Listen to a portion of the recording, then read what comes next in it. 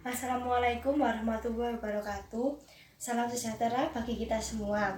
Untuk memulai materi ini, marilah kita berdoa menurut agama dan keyakinan masing-masing. Berdoa dipersilahkan.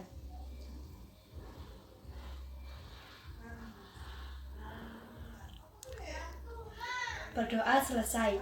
Materi yang akan dibahas adalah teori belajar sosial. Sebelumnya, saya akan memperkenalkan diri sendiri dan teman-teman kelompok lainnya. Saya Fabila Yusrani dan teman-teman saya yaitu Syafira Salsabila, Eka Nur Aini, dan Syahrina Ramapradina. Yang pertama adalah pengertian belajar sosial. Belajar sosial juga dikenal sebagai belajar observasional atau belajar vikarius atau bisa juga disebut belajar dari model. Belajar sosial adalah proses belajar yang muncul sebagai fungsi dari pengamatan, penguasaan, dan dalam kasus proses belajar imitasi, termasuk peniruan perilaku orang lain. Di dalamnya, ada proses belajar meniru atau menjadikan model tindakan orang lain melalui pengamatan terhadap orang tersebut. Penelitian lebih lanjut menunjukkan adanya hubungan antara belajar sosial dengan belajar melalui pengkondisian klasik dan operan. Pencetus teori belajar sosial adalah Albert Bandura. Lahir di Mundare, Alberta, Kanada pada 4 Desember 1925. Alumni University of British Columbia, yaitu bergelar sarjana muda pada tahun 1949, lalu melanjutkan di Universitas Iowa yang bergelar PhD pada tahun 1953 dan sekarang bekerja di dosen University of Stanford. Albert Bandura sebagai seorang behavioristik percaya bahwa perkembangan kognitif saja tidak cukup menjelaskan perilaku pada anak. Ia yakin proses meniru juga berpengaruh terhadap perkembangan mereka. Selanjutnya adalah pengembangan teori belajar sosial. Teori belajar sosial adalah pengembangan dari karya Cornell Montgomery.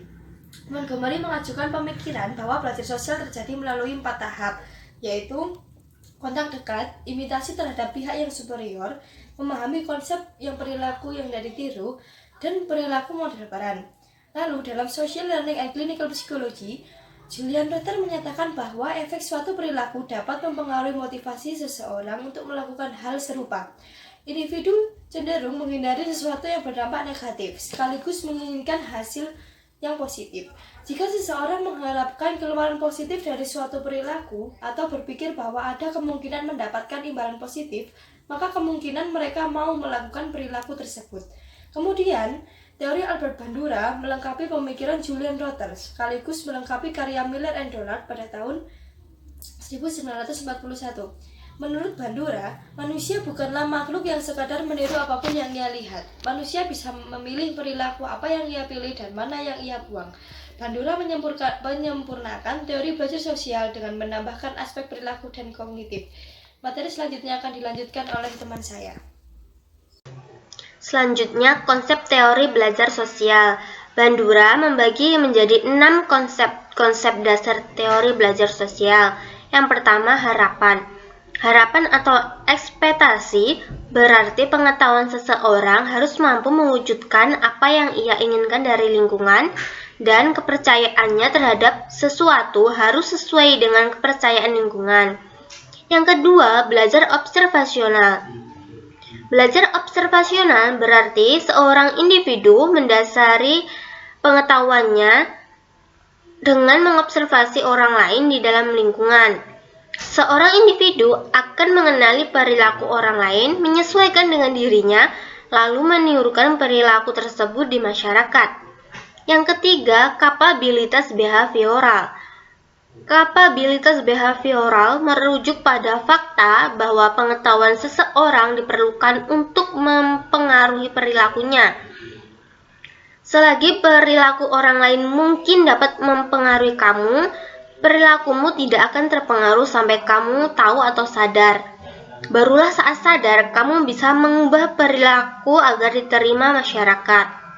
Yang keempat, efikasi diri, yaitu keyakinan seorang terhadap dirinya sendiri. Jika seseorang yakin terhadap pengetahuannya, ia akan bertindak berdasarkan pengetahuannya. Ia akan bertindak bila ia pede dengan tindakannya. Yang kelima, determinisme resiprokal, yaitu orang saling meniru perilaku saat mereka berinteraksi. Ketika seseorang berada di satu lingkungan, dia akan beradaptasi dengan lingkungan tersebut.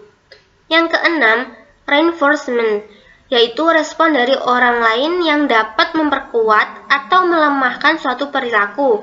Misalnya, bila seorang perempuan menggunakan pensil alis lalu dia dipuji, maka dia akan meneruskan menggunakan pensil alis. Tetapi kalau dia pakai pensil alis lalu semua orang meledek dia, mungkin dia akan berhenti menggunakan pensil alis. Materi selanjutnya akan disampaikan oleh rekan saya, yaitu Syafira. Selanjutnya adalah proses teori belajar sosial. Menurut Bandura tahun 1977 yang berkata bahwa manusia sesungguhnya adalah prosesor aktif. Manusia tidak hanya meniru, melainkan ia juga memikirkan konsekuensi dari tindakan yang ia tiru. Di sini ada 3 model yang ditiru dalam teori pembelajaran sosial.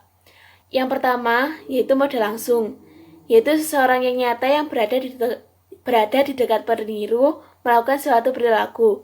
Lalu yang kedua, model instruksi verbal, yaitu seseorang menyebutkan perilaku dan ciri-ciri secara detail. Lalu yang ketiga, model simbolik, yaitu karakter nyata atau fiksi yang menampakkan perilaku bisa melalui media berupa buku, video, atau film. Materi selanjutnya akan disampaikan oleh rekan saya. Saya akan menjelaskan mengenai tahapan proses mediasi. Tahapan yang pertama adalah attention atau pengamatan. Manusia yang akan melakukan peniruan, pastilah sebelumnya ia mengamati apa yang akan ia tiru. Tahapan yang kedua adalah retention atau pengingat. Tidak semua peniruan yang kita lakukan dapat dilakukan saat itu juga, bisa juga dilakukan di lain waktu. Tahap yang ketiga adalah reproduction atau pengulangan. Reproduction di sini berarti tidak semua peniruan yang kita lakukan dapat dilakukan dalam sekali kegiatan. Bisa juga memerlukan berkali-kali percobaan supaya dapat menghasilkan kegiatan yang benar.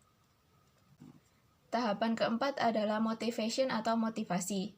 Setiap kegiatan peniruan yang kita lakukan pastilah ada motivasi di baliknya. Jika tidak ada, maka kita tidak akan melakukan peniruan tersebut.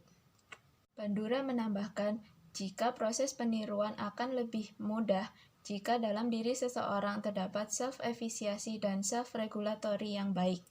Self-efisiasi merupakan keyakinan seseorang dalam melakukan peniruan dengan baik. Adapun self-regulatory adalah kemampuan seseorang dalam mengevaluasi apa yang telah ia perbuat. Sekian presentasi dari kelompok kami mengenai teori belajar sosial. Semoga video ini dapat bermanfaat dan menambah wawasan. Kami juga meminta maaf apabila dalam penyampaian materi ini ada kesalahan. Wassalamualaikum warahmatullahi wabarakatuh.